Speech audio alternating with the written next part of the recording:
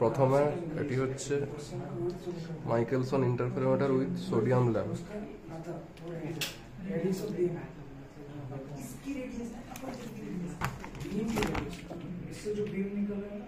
To determine the wavelength of sodium light and to determine the difference of the wavelength of D1, D2 lines of sodium using Michelson interferometer.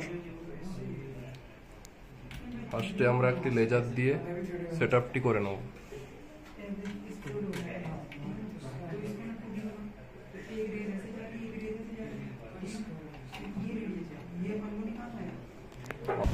এখন আমরা লেজারটি দিয়ে স্ক্রিনে ওয়ালের স্ক্রিনে হচ্ছে ফার্স্টে ফ্রিঞ্জ আনার চেষ্টা করব। এরপর আমরা এটা দিয়ে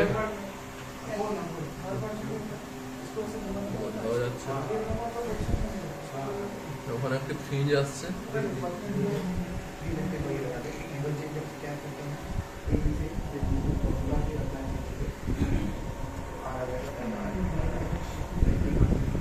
ফার্স্টে লেজার দিয়ে করে এরপর আমরা এখানে 20টি করে কলাপসড ওয়েভফর্মসের জন্য ডাটা নিয়ে সেখান থেকে ক্যালিব্রেশন ফ্যাক্টর ক্যালকুলেশন করব। এটা না করলেও হবে, তাই তো? এরপরে আমরা সেম কাজটা মানে লেজারের পরিবর্তে আমরা এখন সোডিয়াম সোর্স দেব।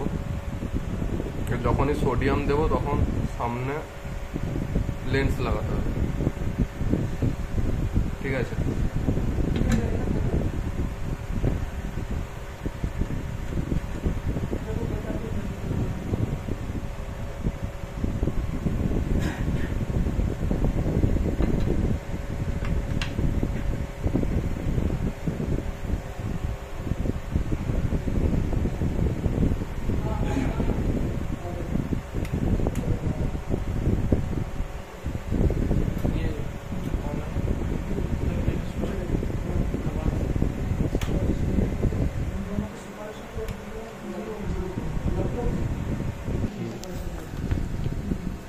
আমাদের লেভেল হচ্ছে তারপর distance move by movable mirror or number of fringe to evolve and collapse। তো আমরা স্ক্রিনে যে ফ্রিঞ্জগুলো পাচ্ছি সার্কুলার ফ্রিঞ্জ পাবো, সেগুলোকে আমরা ইভলভ বা কোলাপস করবো।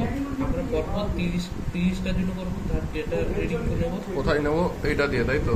এটা দিয়ে এই মাইক্রোমিটারের এখানে আছে। ফার্স্ট এর লিস্ট কাউন্ট বের করতে হবে, এরপর এটার জন্য ইনিশিয়াল নেব এবং ফাইনাল নেব 30, 60, 90, 120, 150 এটার জন্য। তারপরে হচ্ছে আমরা একই দিকে মুভ করে, ঠিক আছে, একটা দিকে